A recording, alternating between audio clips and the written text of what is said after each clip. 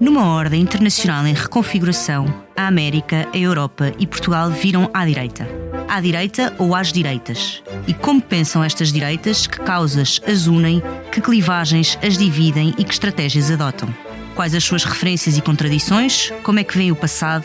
E talvez mais importante, como é que pensam o futuro? O meu nome é Teresa Nogueira Pinto e proponho, em À Direita, uma viagem ao coração das direitas numa série de entrevistas que tenho o gosto de conduzir.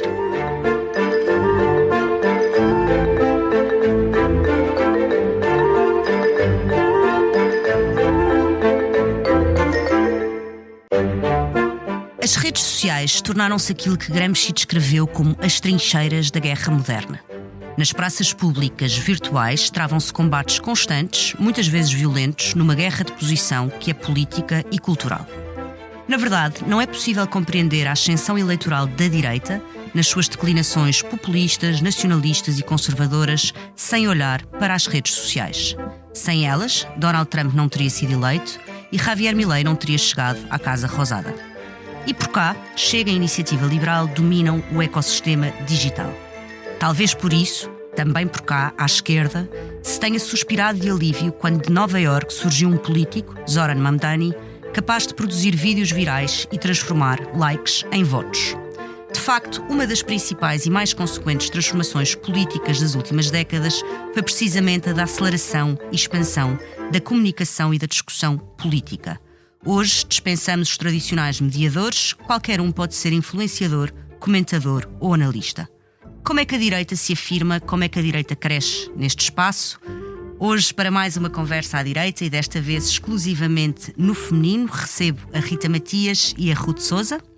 A Rita Matias é a deputada do Chega, tornou-se em 2022 e com apenas 23 anos a mais jovem deputada eleita na nossa democracia. A Ruth Sousa não é política, por enquanto, deixo aqui a provocação, mas não será também um nome desconhecido à direita. Tem uma presença cada vez mais significativa nas redes. A título de exemplo, tem o quádruplo de seguidores que tem José Luís Carneiro, secretário-geral do Partido Socialista. Obrigada, Rita. Obrigada, Ruth. O Expresso tem uma nova subscrição que lhe dá acesso completo ao The New York Times, com atualidade, jogos, culinária e muito mais. E ainda aos conteúdos exclusivos da SIC Notícias, incluindo o Direto Vertical, a nova e inovadora emissão que se adapta ao seu smartphone. Subscreva em expresso.pt/digital. Expresso. Liberdade para pensar. Eu gosto sempre de começar estas conversas com uma espécie de gancho e hoje acho que é importante começarmos na forma de números. O Chega é o partido português com mais seguidores nas principais redes sociais, lidera no Facebook, uma rede mais de boomers, no Instagram, no TikTok. André Ventura é de longe o político português mais seguido nas redes e que gera mais interações. No Instagram ultrapassa os 900 mil seguidores. E entre os mais jovens, o Chega e a IEL marcam muitos pontos no TikTok e no Instagram, ferramentas que foram muito importantes numa campanha que eu sei que a Ruth também acompanhou, a campanha de João Coutinho de Figueiredo às presidenciais.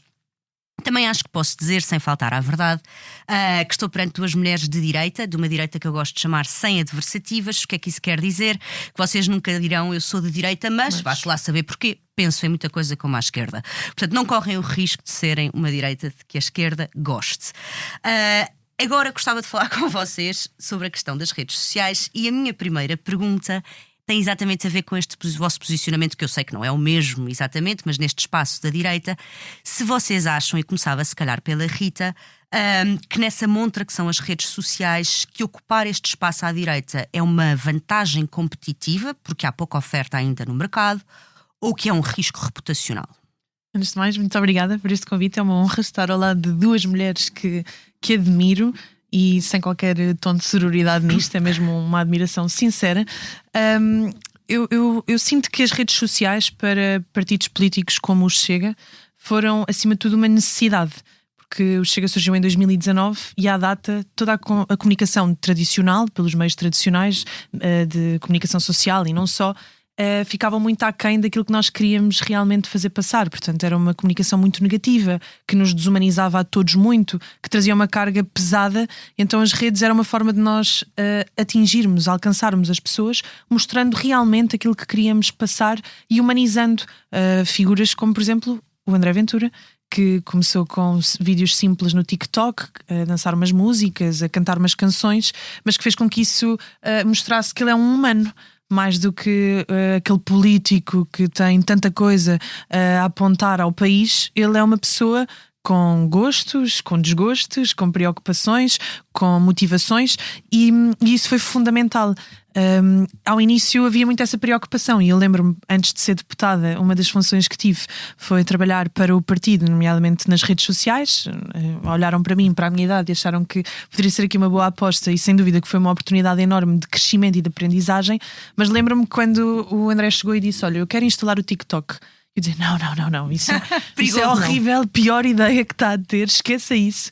Ele: não, mas eu preciso de instalar, porque preciso de mostrar quem realmente eu sou, que sou divertido. E realmente ele é uma pessoa super divertida, quem convive com ele sabe que sim. Portanto, não é teatro, não é show-off. Eu preciso de mostrar isto às pessoas, preciso que as pessoas percebam que o que me move é o amor a Portugal e não um ódio a qualquer outra pessoa, a qualquer outra bandeira.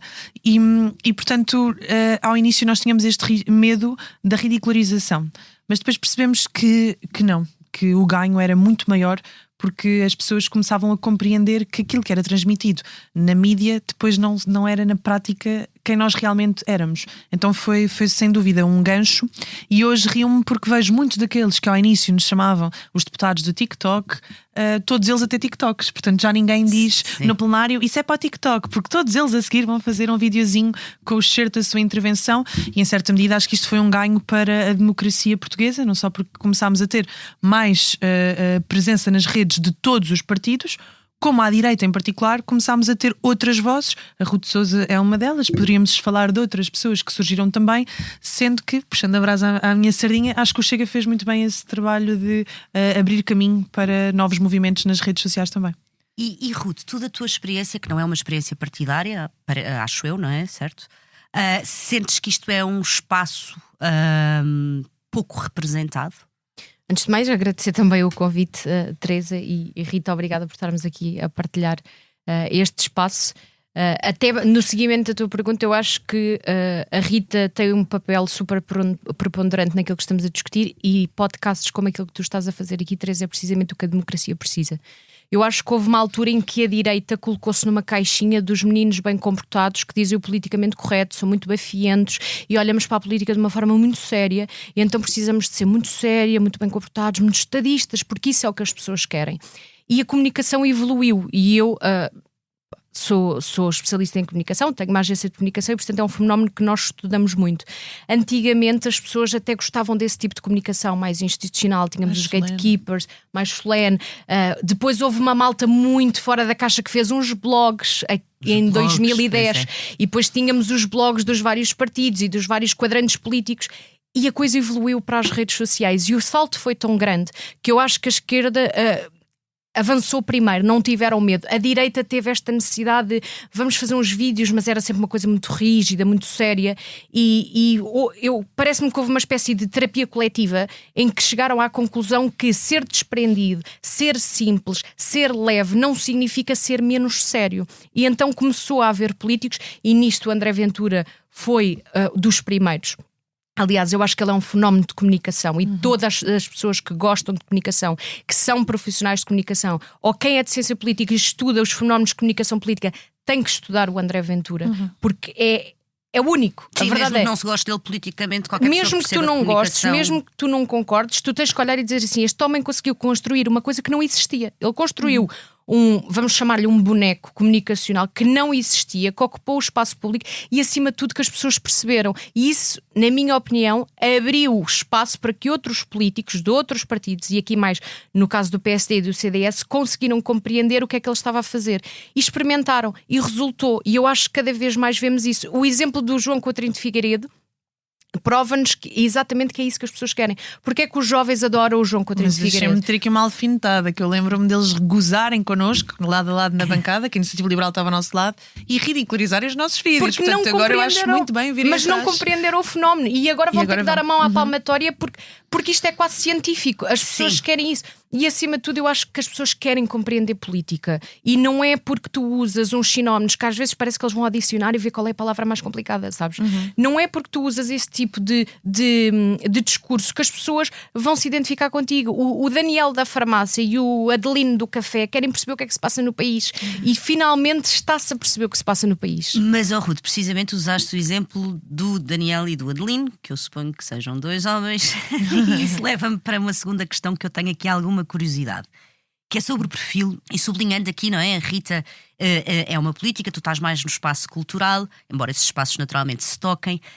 Tenho uma grande curiosidade sobre o perfil, não sei se vocês me sabem dizer, dos vossos seguidores, e acrescento aqui, lanço essa pergunta às duas com uma nota, que é: a percepção que eu tenho é que as ideias de direita e esta contracultura à direita, as mulheres são muito mais resistentes, desconfiam muito mais e há uma adesão desproporcional por parte do público masculino e mais jovem. Sendo vocês duas mulheres e tendo seguidores, e eu suponho que tenham acesso ou percepção disso, quem são os vossos seguidores, seguidoras? Falem um bocadinho disso. Olha, mais homens, mais mulheres? Não, por acaso eu tive ainda há pouco tempo a olhar para isso, há 2 ou 3 dias. Eu tenho 66% de mulheres. Ela vem com números de cor. Olha, não tenho números de cor. Mas tu não tens 66% de mulheres, Rita. Não, de todo. Eu tenho mais 66% de mulheres e na sua maioria estão concentrados na faixa etária entre os 25 e os 45. Curioso, portanto tens mais mulheres que homens. Mais mulheres que homens e mais jovens. Não é indiscrição, Ruth? Nas interações são mais mulheres também. Eu acho que isto tem a ver com a minha primeira aparição em televisão, que foi num debate sobre o papel da mulher, em que eu disse algo que eu acho que ainda não estava muito explícito, que é ser contra o feminismo não significa que tu queiras que as mulheres só fiquem em casa ou que tu queiras que as mulheres só trabalhem. É perfeitamente plausível tu quereres que elas tenham liberdade para escolher aquilo que elas bem quiserem. E isso foi um corte nas redes sociais que se tornou viral. E eu recebi centenas de mensagens de mulheres a dizer: finalmente alguém veio dizer aquilo que eu sinto, porque eu sinto-me menosprezada por ter escolhido a vida de casa.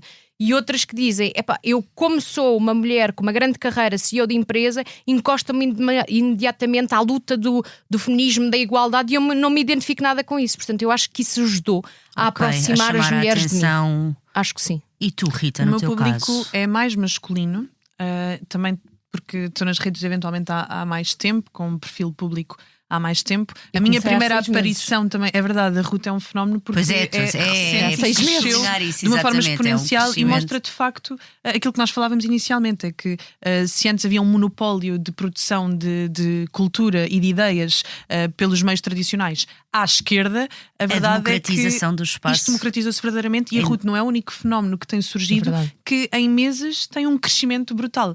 O meu crescimento foi muito mais duro, foi desde 2021, mais ou menos, 2021, foi quando surgi no Chega como sua dirigente. Inicialmente não me quis expor às redes por receio de tudo o que estava a acontecer à minha volta. Eu acabei por perder até o emprego que tinha e, portanto, foi uma base de seguidores mais lenta no seu crescimento. Hoje é sólida, mas é curioso, como estou agora a viver o período da maternidade, casei há pouco tempo, tenho visto cada vez mais mulheres crescerem, portanto os números estão a ficar mais equiparados, mas inicialmente era sem dúvida uma base mais masculina e jovem também, masculina e jovem, que olhavam e viam: não, esta voz de facto era a voz que faltava, porque nós homens sentimos-nos subrepresentados. Então acaba por ser curioso.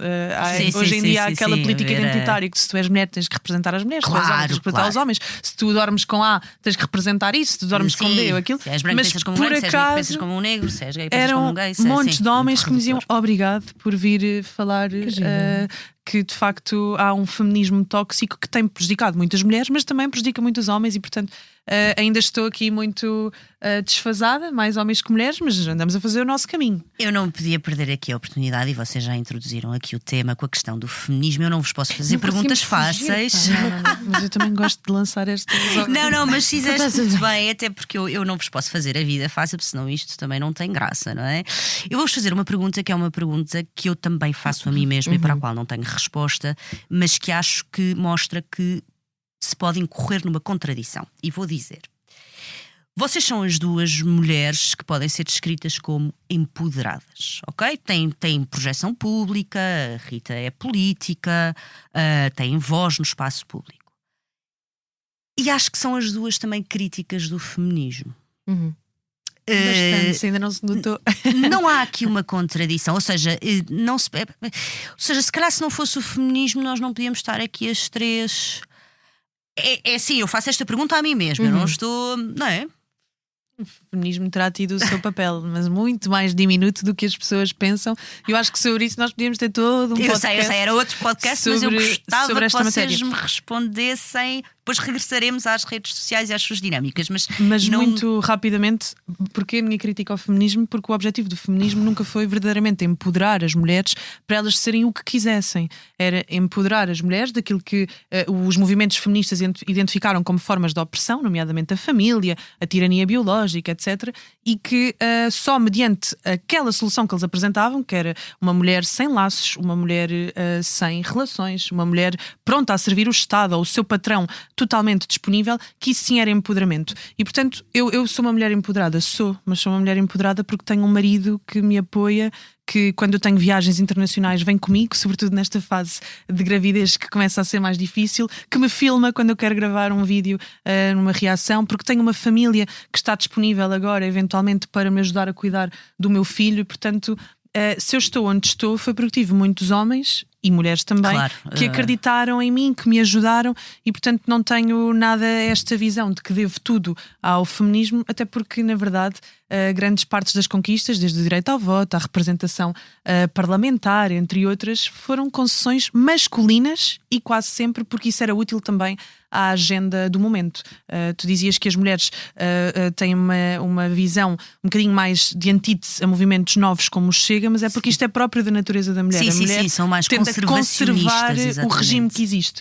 Se o regime que as mulheres veem hoje em dia é um regime de esquerda progressista, elas vão conservar isto. Portanto, esta é a minha crítica. Olha, eu acho que nenhuma preferência pessoal se pode tornar numa imposição ideológica.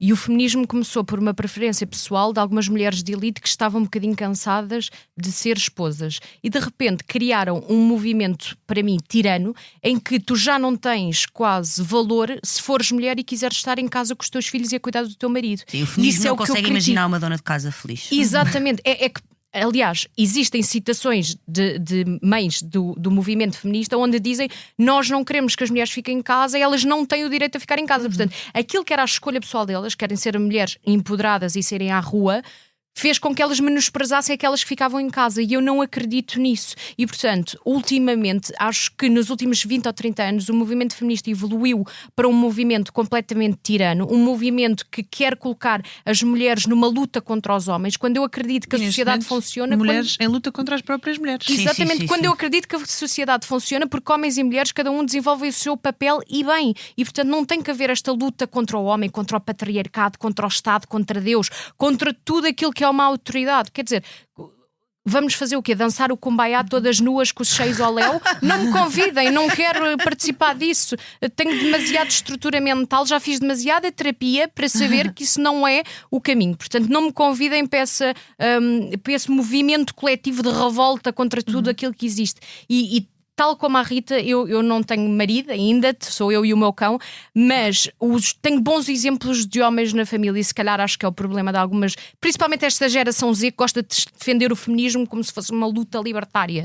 Eu acho que lhes faltam bons exemplos masculinos. Sim, a ideia de toda a masculinidade é tóxica. Eu venho de uma família onde tanto o meu avô paterno como o meu avô materno, o meu avô paterno quando veio para Portugal, o meu avô materno quando veio para Lisboa, O meu avô chegou a Lisboa numa bicicleta para ir tentar trabalhar na CP. Faleceu com um património que, se eu não quisesse trabalhar hoje em dia, não trabalhava e estava tudo bem. Portanto, eu tenho na família exemplos, homens que me disseram assim: tu podes ser aquilo que tu quiseres. Porque eu cheguei a Lisboa com uma bicicleta e construí tudo isto.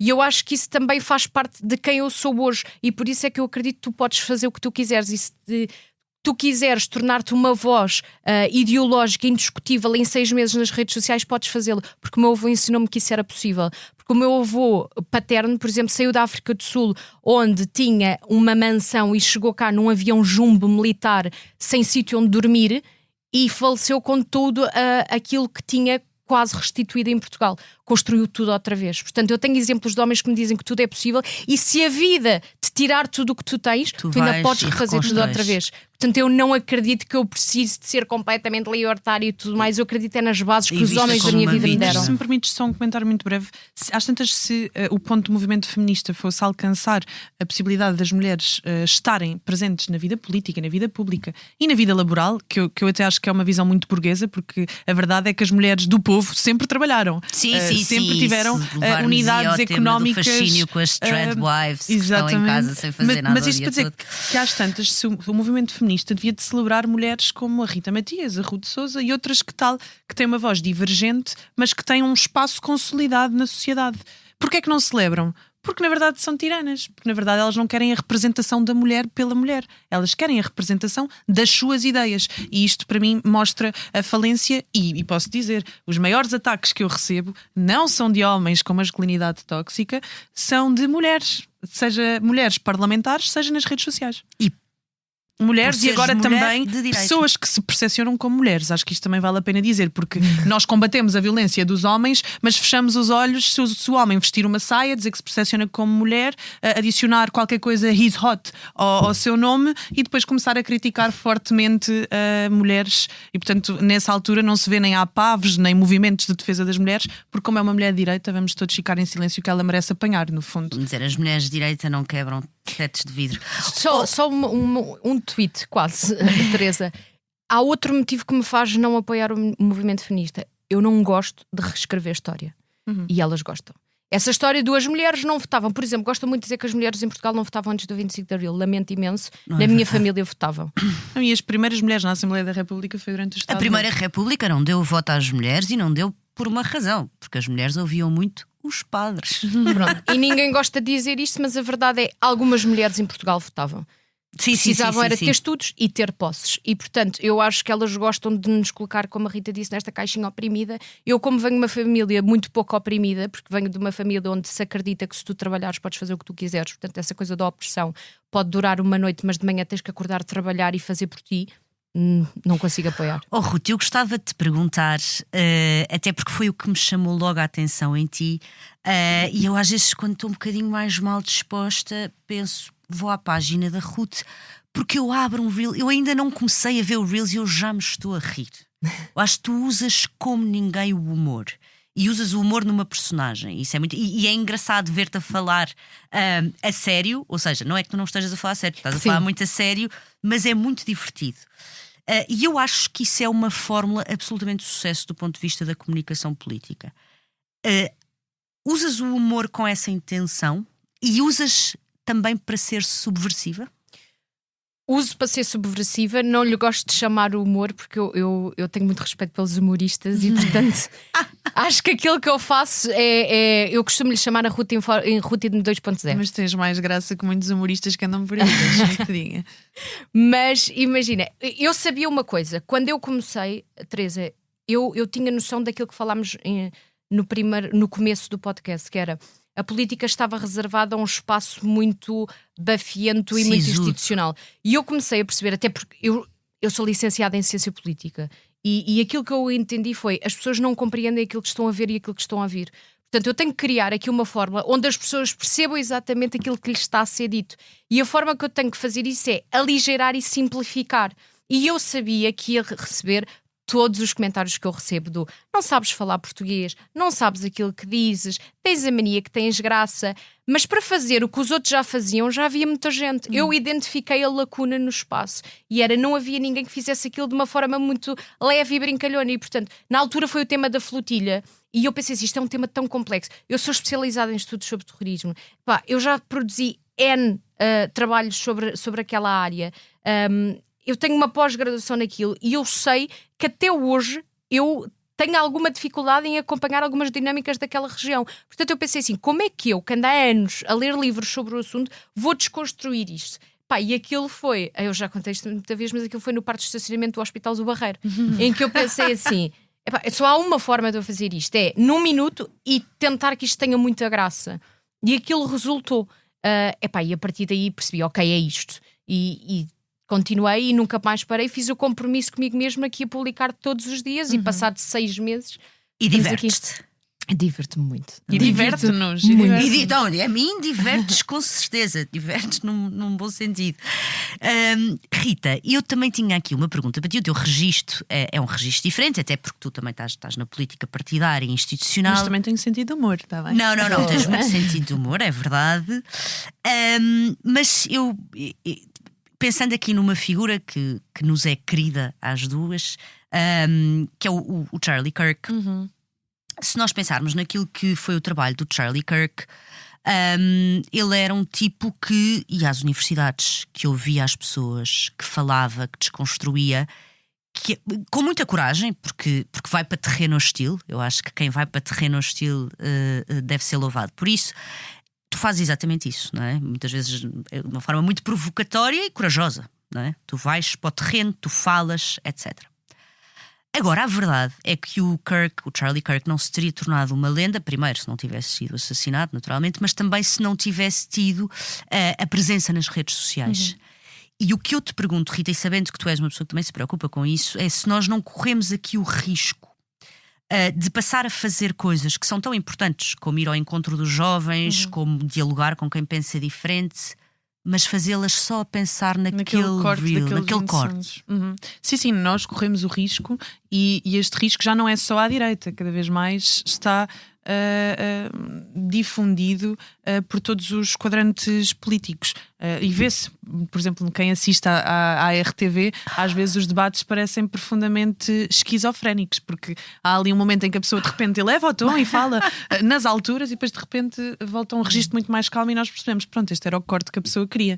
Ou o vídeo que é gravado super sensacionalista, e se antes a direita era apontada como porque eles fazem isto para maximizar, para espalhar fake news, deixem-me que vos diga que a esquerda tem-o feito cada vez mais, com recurso verdadeiramente à mentira, muitas vezes à mentira pessoal, sobre a vida da Ruth, sobre a vida da Rita, sobre a vida da Teresa, coisas que não correspondem de todo à realidade e sem um escrutínio, porque depois os verificadores de factos oficiais não fazem o trabalho de verificar a esquerda e sobre esse ponto posso-vos dizer, de vez em quando nas minhas intervenções sou contactada 2 e 3 vezes por jornalistas daquele verificador em particular ou do outro, até chegarem ao ponto que podem dizer impreciso, pimenta na língua, porque eu vou mandando as fontes e depois lá chegam a uma que, olha, arredondei um valor ou exagerei ou assim, pronto, é aqui que nós podemos dizer que a Rita Matias mentiu. Mas em relação a outros vídeos de esquerda, há um escrutínio que não é feito e eles sabem disto e aproveitam-se disso, e portanto eu acho que a política está a perder alguma qualidade e profundidade e que nós à direita temos que também nos batermos por oferecer o resto. Nós temos estruturas onde vamos tentando fazer isto, Juventude Chega, o partido, etc, mas não sei se chega e portanto como alguém de direita tem que provocar, aproveitando aqui este palco, provocar as pessoas a criar fóruns de pensamento crítico, de leitura, porque eu fiquei assustada, havia um psicólogo falar no outro dia, dizer que a capacidade de atenção das crianças portuguesas hoje em dia é de 9 segundos. É um drama. E ele dizia que é igual a um peixinho num aquário.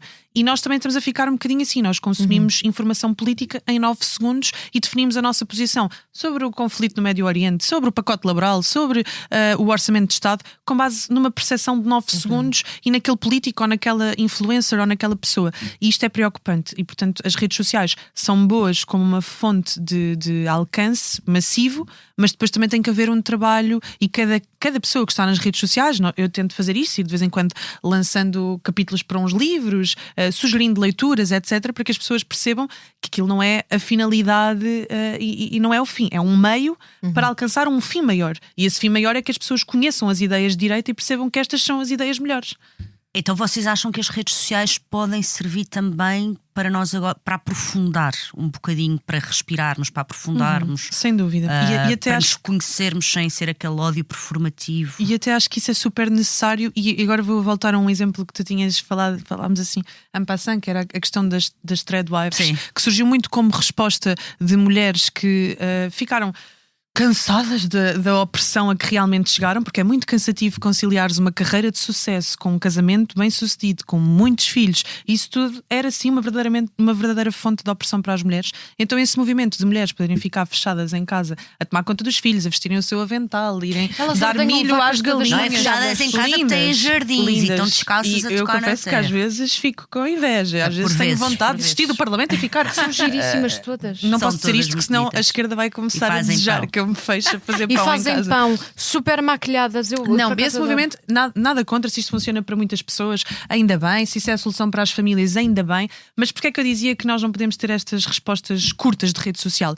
Porque essa não é a proposta verdadeiramente conservadora. O conservador não acha que a mulher tem que estar fechada em casa a tomar conta das galinhas e a tomar conta dos filhos. Se isso funciona para algumas famílias, fantástico, mas não é uma realidade que possa ser aplicada à generalidade dos portugueses que vivem sufocados com salários inferiores a 1.000 euros, com a habitação mais cara da Europa, com uma carga fiscal absolutamente estonteante e, portanto, a proposta conservadora é de conciliação de trabalho com a maternidade, é de políticas fiscais pró-família e nós temos que saber comunicar isto. E porque se nós ficarmos só naqueles vídeos... trabalho também é essa coisa extraordinária. Eu devo dizer, eu não acho que não vou descobrir a cura para o cancro. A coisa mais relevante que eu vou ter deixado para trás quando fechar os olhos é ter tentado educar 3 alminhas. Mas, Teresa, até é meio falacioso nós estarmos a dizer que ficar em casa é não fazer nada. Mas, claro. Não, é assim, há imensas... E não estou a desvalorizar isso. Não, mas mesmo até, não é só o trabalho maternal, porque imagina, nós estamos em 2026, não sei se alguém se deu conta, mas a maioria das pessoas que ficam em casa tem forma de continuar a trabalhar e ter os seus rendimentos a voltar e projetos. Às tais unidades económicas familiares em que o marido, a mulher, os filhos, os avós tinham de facto projetos comuns, uma pastelaria de sucesso, um negócio em casa de sucesso. Isto está a começar a voltar e eu acho isto fantástico. Não é, infelizmente, a resposta para a grande generalidade das pessoas. E porquê é que nós temos que falar sobre isto? Para que aquela pessoa que é de classe baixa, que é operária, que trabalha numa fábrica da Auto Europa em Setúbal, como tem tantos eleitores que ali trabalham e eleitoras, tenho que lhes dizer que elas podem ser conservadoras mesmo trabalhando numa fábrica e mesmo não conseguindo estar em casa a tempo inteiro e cuidar dos seus filhos e precisando de recorrer a uma creche pública e a uma escola pública onde infelizmente a educação é enviesada, mas que elas podem ter caminhos também para que os seus filhos cresçam com valores conservadores. E é por isso que eu acho que as redes sociais às vezes são um bocadinho perigosas, porque nos vendem ideias que podem não ser acessíveis a todos. E nós temos que fazer este trabalho e dizer, não, tu podes ser de direita mesmo que esta realidade ainda não seja a que tu possas viver. Eu até vou mais longe, Rita. Eu acho que ser conservador é acreditar na família, mas ser tradewife é não acreditar no trabalho. E eu acho que nenhuma de nós não acredita no trabalho, até porque seria incongruente da nossa parte, até pelas carreiras que temos, no ponto de vista político, no ponto de vista empresarial. Portanto, seríamos a maior contradição do mundo se concordássemos com isto. Eu acho que é simples, nós somos o exemplo do que é ser conservador. Sim, não é empurrar a mulher para casa, é dizer-lhe, se quiseres ficar em casa, eu acho que tu tens o mesmo valor do que outra mulher qualquer que tenha uma equipa de 30 pessoas debaixo dela. O teu trabalho para mim é valorizado. Eu acho que é sobretudo isto. Eu sou livre o suficiente para olhar para uma mãe com 3 filhos e dizer assim, és mãe a tempo inteiro, pagando a trabalho. Isso é carreira. Até porque eu duvido que eu tivesse capacidade mental e intelectual para criar 3 filhos. Tem valor, exatamente, e tem um valor social também. E eu acho que deveria ter um valor económico, mas isso levar-me para outras conversas que não é aqui o tema. Eu gostava também de vos fazer, estamos quase a chegar ao fim, mas eu não queria não vos fazer aqui 2 perguntas. A primeira é, cada uma de vocês, não sei se calculo que as respostas sejam diferentes, se lembram qual foi a publicação mais polémica. E vocês não têm medo de pegarem temas polémicos. Mas qual foi a vossa publicação que mais polémica no sentido de ter dado confusão ou de ter crescido? Não sei se não estarão relacionadas, mas de ter Certo. dado confusão, de ter criado talvez apoio entusiasta, mas também um hate assim. Ui, Onde é tenho que eu uma- meti? Se calhar estiquei-me. Eu não te sei identificar a publicação, sei-te identificar o tema. Oh, Sempre que eu falo de Israel. eu ia dizer isso. Pois. Sempre. Porque eu tenho grande parte do meu público consegue compreender a diferença entre apoiar um governo e apoiar um Estado. Consegue ter capacidade intelectual suficiente para entender que from the river to the sea significa acabar com o Estado. Consegue entender que tu não podes dizer que Israel é um Estado de apartheid quando o diretor hospitalar do maior hospital do país é um palestiniano, quando os comandantes do IDF são árabes, portanto tem esta capacidade mental. Mas depois tem outra parte que é: ai meu Deus, porca sionista, como é que tu defendes um genocídio? E depois vão para lá dizer coisas completamente estapafúrdias, porque eu percebo, são 75 anos de história, em quase todos os anos há uma guerra, há uma resolução da ONU, há um acordo. Portanto, eu consigo entender a dificuldade. Agora, acho que a esquerda tem uma forma, como eu disse há pouco, de querer reescrever a história que depois torna o debate muito difícil. Eu já tomei uma decisão que é: não respondo a comentários de gente que claramente é desprovida de massa cinzenta e que quer resumir o conflito a Israel tem que acabar. E o sionismo é um perigo ideológico, quando nem sequer sabe o que é o sionismo. Só vês isso à esquerda? Por curiosidade. Não, está-me a direita, acontecer uma coisa muito triste, que é: as pessoas acham que As Cruzadas é o filme do Kingdom of Heavens, gostam de partilhar o trecho do Rei Baldwin com uma máscara cinzenta a fazer assim e não fazem ideia do que é As Cruzadas. Épico, eu gosto dessas páginas das Cruzadas. Eu acho lindo, mas o problema é: nós estamos Estou à espera que o Papa chame os homens. Desculpa. Eu acho que Não as mulheres. isso era giro se as não pessoas as mulheres, porque eu não sou compreendessem. feminista. As feministas é que querem ir para as Cruzadas, eu não. Eu adorava ter assim uma espada e adorava. Acho Tipo que Joana tinha, d'Arc. exatamente, tinha imenso jeito. Mas começo a perceber que há uma ala da direita, que é uma direita que eu não gosto, que reduz os temas a isto e que não conseguem compreender. Por exemplo, nós estamos a viver uma luta pela sobrevivência daquilo que é o ser europeu, que o islamismo está a ameaçar isso. Lamento, mas está. Porque nós estamos a enfiar pessoas dentro de Portugal que nós não sabemos minimamente quem são. Existem muçulmanos do bem, certo, mas existem muitos muçulmanos do mal. E o Islão é uma cultura que não tem nada a ver com a nossa.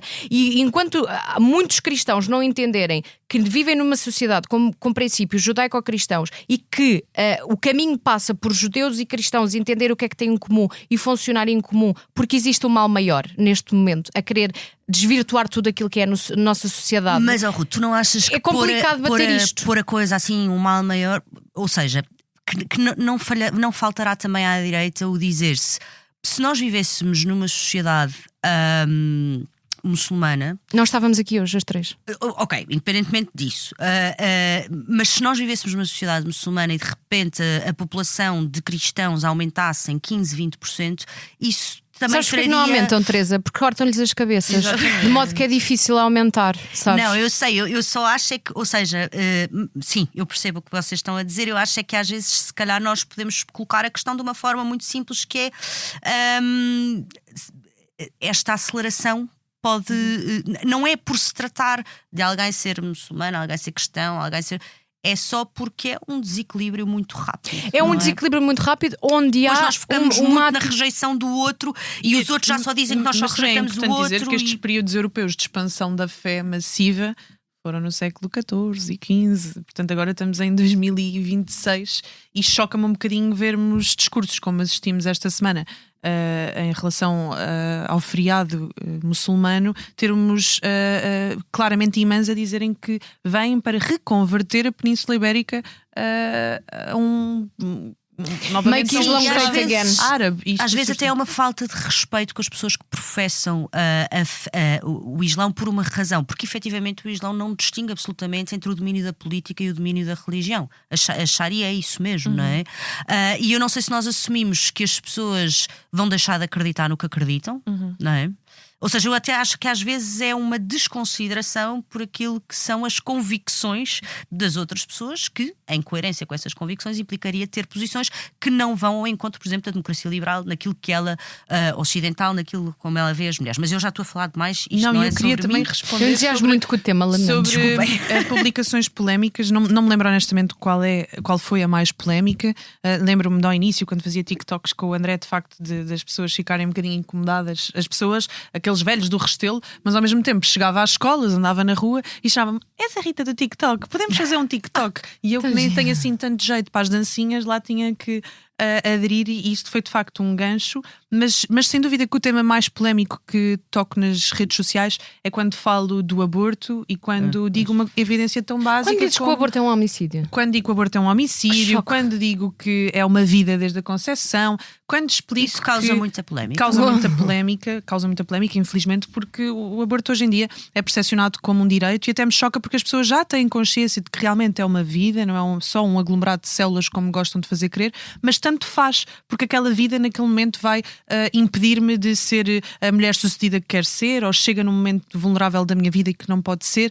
E o que me choca particularmente é que a minha abordagem ao assunto é sempre na tentativa de apresentar alternativas ao aborto, criar políticas públicas de apoio a mulheres que não queiram abortar. Portanto, eu nem vou ao fim último, quero eventualmente voltarmos a uma lei que reconheça a vida desde a concepção e que não permita a sua eliminação. Às vezes vamos mesmo só por caminhos, passos pequenos, baby steps, mas até os passinhos pequeninos de tentar ajudar mulheres que são pressionadas a abortar é visto por uma parte da sociedade como este tema não pode ser discutido. E eu volto então, se nós queremos uma sociedade livre, onde as pessoas possam escolher, ou se nós queremos uma sociedade onde só podem ter aquele caminho. E neste momento em Portugal, no que toca ao tema do aborto, se a pessoa está perante uma gravidez indesejada ou uma má formação de feto, parece que só há um caminho para o Serviço Nacional de Saúde, para os políticos portugueses, para a cultura portuguesa, e isto choca-me, porque isto não é verdadeira liberdade. E, portanto, estamos aqui a tentar fazer um caminho de mostrar que há alternativas. Foi tão polémico que íamos levando com um cocktail molotov. Exatamente, na Marcha pela Vida. É que nós ainda por cima estávamos ao pé uma da outra. Estava. E vou-vos fazer uma última pergunta, porque estavam aqui a falar nessa questão das polémicas, e aqui fazendo um bocadinho de advogado do diabo. Até porque se viu bem neste episódio. Há uma frase que eu gosto muito de sabedoria popular, que é: quem diz o que quer, ouve o que não quer. E o que eu vos queria perguntar, e esta pergunta é um bocadinho mais pessoal, vocês falam de temas muito polémicos, e falámos aqui imigração, aborto, Israel. Imagino que a exposição às reações seja dura, mas também não será isso o preço a pagar pelo enorme privilégio que é poder dizer, e a coragem também, eu acho que há alguma coragem em dizer-se o que se quer e o que se pensa. Não será isso um preço a pagar? Ou seja, se para a política e para as redes sociais, e as duas nas redes sociais, nós não temos que ir choradas. Eu acho que temos que ir choradas. Aliás, eu aprendi da pior forma, até porque a exposição começou antes de eu desejar, quando tinha 20, 21 anos. Este caminho que fui fazendo no Chega, que eu achava que era simples, que ia ser discreto, mas que foi muito massificado e partilhado, e portanto contactei desde muito cedo com aquilo que verdadeiramente é ódio, com o ataque à pessoa apenas e só pela ideia que carrega, com a mentira, com a calúnia, com o body shaming, com todas estas coisas que, quando nós somos muito jovens, têm um impacto grande. Mas depois isto também passou a ser a minha maior fonte de liberdade. É que, honestamente, não há nada que me possam dizer hoje, no dia que estamos aqui reunidas, que eu já não tenho ouvido. Eu já li tudo, já ouvi tudo, já recebi todas as mensagens, todos os áudios. E vês a abordagem na rua. Eu vejo. Eu sou daquelas que gosto de ver. Eu também. Tirar print e mandar para a família quando são engraçados. Tenho pastas. Sei, há comentadores, agora pessoas que comentam nas redes sociais, que eu admiro a devoção. Eu não sabia que tinha tanta importância na vida deles, porque eles passam de manhã à noite a comentar, e não há um dia que não vão lá. E portanto eu admiro que percam tempo comigo desta forma. Mas isto tornou-se uma fonte de liberdade por isto mesmo, porque eu, que sempre fui uma pessoa um bocadinho insegura, irmã mais nova, com um irmão brilhante, escondia-me sempre atrás das posições dele, de repente aprendi a não ter medo, porque as pessoas já sabem ao que venho. E portanto até tenho uma outra oportunidade, que é de surpreender. E aquilo que eu mais ouço na rua, quando as pessoas me abordam, às vezes com comentários negativos, e eu respondo com simpatia, é: Afinal, a Rita é uma não pessoa sabia que era uma pessoa simpática. humana por detrás. Tão engraçada, tem sentido de humor.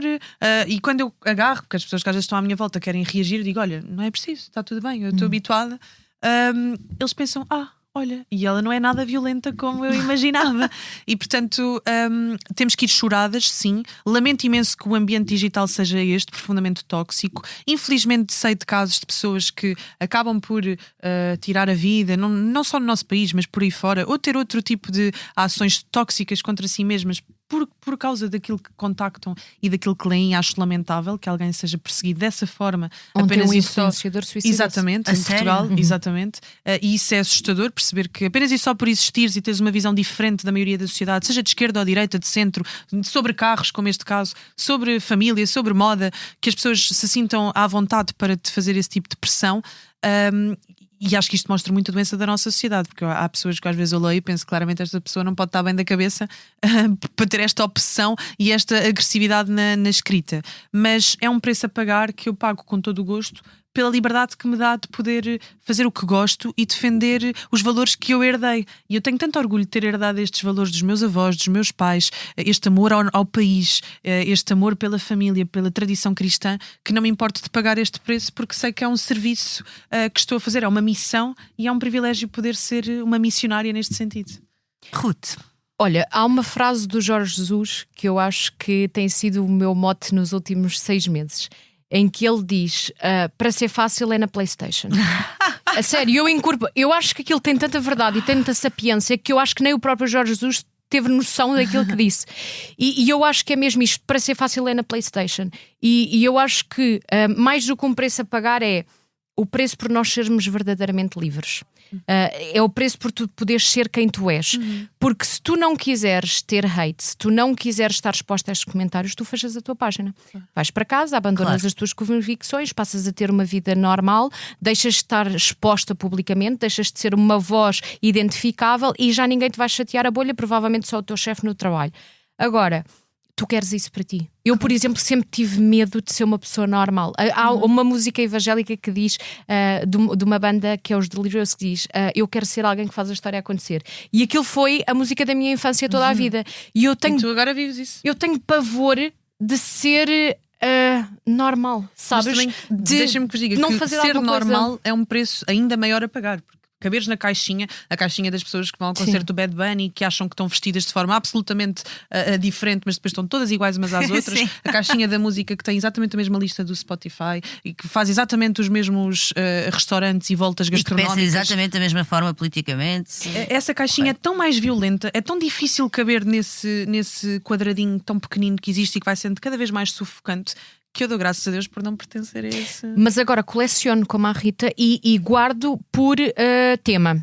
Tenho os antissemitas e tenho os misóginos e divido-os. Normalmente as pessoas gostam de me atacar em 2 coisas, que é tudo o que tem a ver com Israel. Eu recebo imagens do Hitler, imagens em IA deu dentro de fornos, pizzas com a minha cara, a porca, acho que é Miss Piggy, com a minha cara, portanto, isso tudo. E depois tenho é gorda, é flácida, é isto, é aquilo. As pessoas vão buscar fotografias minhas quando eu tinha mais de 60 quilos e tentam enxovalhar-me com aquilo, tentam dizer que eu Mas sou repara burra, que são as pessoas do amor, que são as pessoas Sim, que normalmente dizem: meu são- corpo tinha as regras, aceita-te como és. Exatamente. Mas depois, se tu és direita e se tens uma opinião divergente da sua, já podes levar com isso tudo. Gordofobia é crime, mas não quando é para enxovalhar uma influencer. Exatamente, se for para enxovalhar alguém de direita, tudo é válido. E portanto, eu guardo com muito carinho essas coisas. Epá, ontem tive um episódio diferente que já partiu para a calúnia e aí eu processei.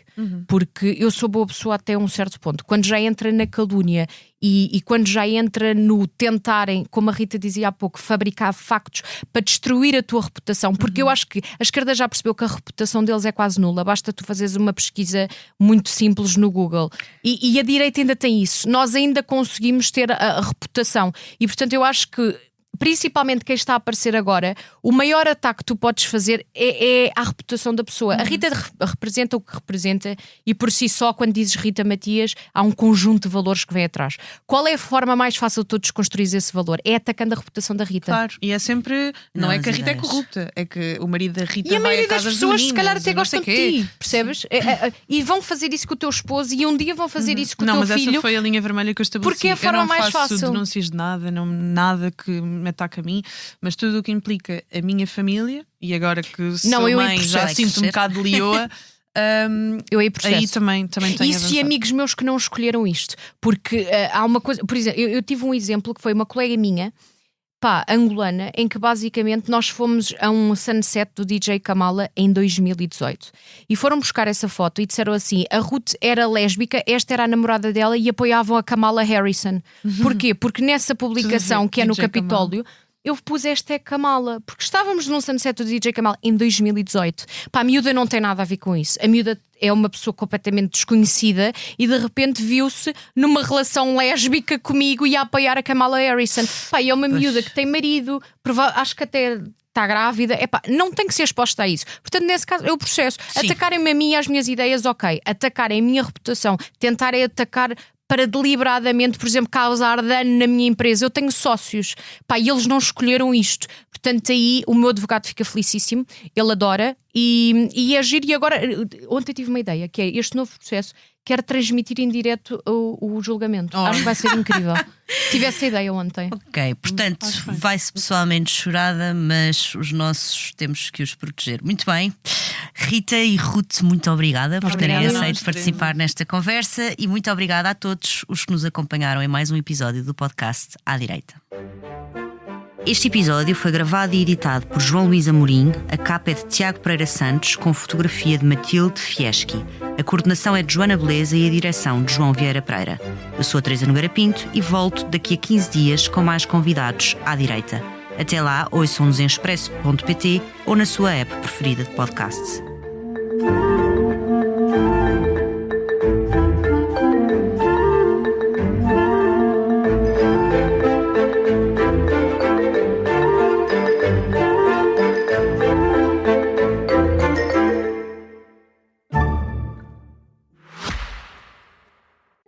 O Expresso tem uma nova subscrição que lhe dá acesso completo ao The New York Times, com atualidade, jogos, culinária e muito mais. E ainda aos conteúdos exclusivos da SIC Notícias, incluindo o Direto Vertical, a nova e inovadora emissão que se adapta ao seu smartphone. Subscreva em expresso.pt/digital. Expresso. Liberdade para pensar.